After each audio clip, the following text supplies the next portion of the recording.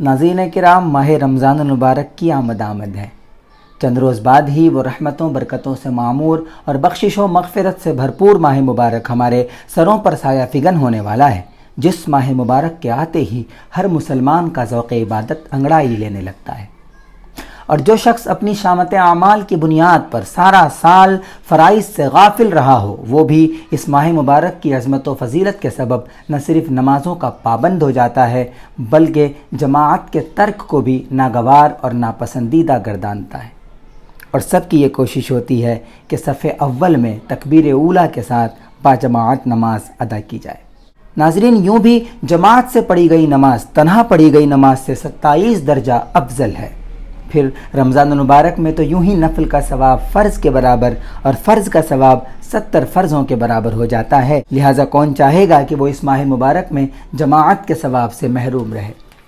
लेकिन नाज़रीन, इस बार रमज़ान मुबारक हमारे पास ऐसे मौके पर आया है जब हम इम्तिहान व आजमाइश के मुश्किल दौर से गुज़र रहे हैं।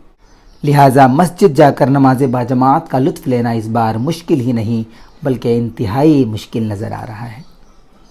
नाज़रीन, ऐसे हालात में जिनके घर में ऐसा कोई शख्स मौजूद है जो कम अज़ कम दुरुस्त कुरान पढ़ना जानता हो, फासिक न हो, नमाज और तहारत के मसाइल ज़रूरिया से आगाह हो, तो वो अपने घर में तरावीह समेत हर नमाज की जमात कायम कर सकते हैं। और अच्छी बात यह है कि उस जमात में घर की महरम औरतें भी शरीक होकर बाजमात नमाज और तरावीह का फ़ायदा उठा सकती हैं। नाज़रीन, ये एक अच्छी बात है। शायद ये मौका ज़िंदगी में दोबारा कभी ना आए, लिहाजा इसका मुस्बत फ़ायदा उठाएं, घर में जमात कायम करें और मस्तूरात को भी जमात में शरीक होकर ढेरों सवाब कमाने और ज़िंदगी में एक नया एक्सपीरियंस करने का मौका फराहम करें। तो नाज़रीन, आज की इस वीडियो में हम आपको यही बताने वाले हैं कि अगर घर में जमात हो रही हो तो उसमें घर की औरतों की शिरकत की क्या सूरत होगी। नाज़रीन, हर घर में मुख्तलिफ़ तादाद में अफराद होते हैं। किसी घर में सिर्फ बेटियां होती हैं, कहीं सिर्फ बेटे और कहीं बेटे और बेटियां दोनों होते हैं। लिहाजा सबको जहन में रखते हुए जमात के लिए सफ़ें लगाने की मुख्तलिफ़ सूरतें हम आपके सामने पेश कर रहे हैं। सबसे पहले ये वाज़ेह रहे कि इमाम मर्द ही हो सकता है, औरत इमाम नहीं हो सकती, न मर्दों की और न ही सिर्फ औरतों की।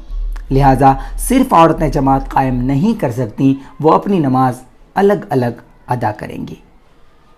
अब बात करते हैं सफ़ों की तरतीब की। पहली सूरत, इमाम के अलावा 2 या 2 से ज़्यादा मर्द मुक्तदी।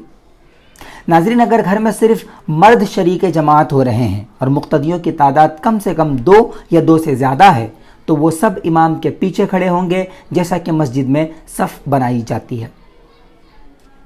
दूसरी सूरत, इमाम के अलावा सिर्फ एक मुक्तदी। तो नाज़रीन, अगर सिर्फ 2 मर्द जमात कर रहे हों, जैसे कि बाप और एक बेटा, तो अब सफ़ की सूरत यह होगी कि मुक्तदी इमाम के पीछे नहीं बल्कि इमाम के दाहिनी जानिब थोड़ा सा पीछे हटकर खड़ा होगा, जैसा कि आप मुसल्ले की तस्वीर में देख रहे हैं। तीसरी सूरत, इमाम के अलावा एक मुक्तदी औरत।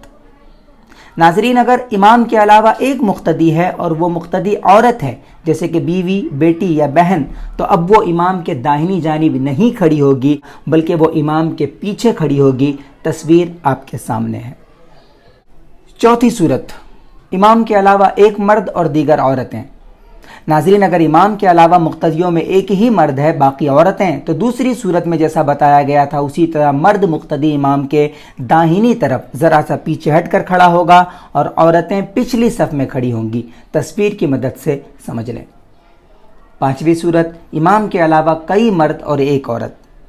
तो नाज़रीन, अगर इमाम के अलावा कई मर्द और एक औरत हो तो सारे मर्द इमाम के पीछे खड़े होंगे और औरत मर्दों की सफ़ के पीछे तन्हा खड़ी होगी। तस्वीर देखें। छठी सूरत, इमाम के अलावा कई मर्द और कई औरतें। नाज़रीन, अगर ऐसा हो कि इमाम के अलावा जमात में कई मर्द और कई औरतें शरीक हो रही हों तो सारे मर्द इमाम के पीछे वाली सफ़ में और सारी औरतें उन मर्दों के पीछे खड़ी होंगी।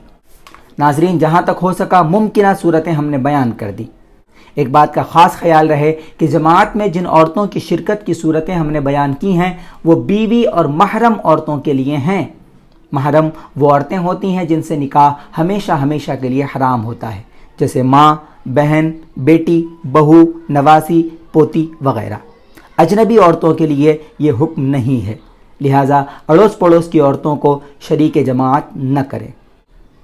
تمام مسلمانوں سے اس معلومات کو شیئر کریں تاکہ سب لوگ گھروں میں جماعت قائم کر سکیں۔ ناظرین، امید کرتے ہیں کہ کچھ مفید باتیں ہم آپ تک پہنچانے میں کامیاب ہوئے ہیں۔ اگر ایسا ہے تو ہمیں دعاؤں میں یاد رکھیں۔ السلام علیکم ورحمۃ اللہ تعالی وبرکاتہ۔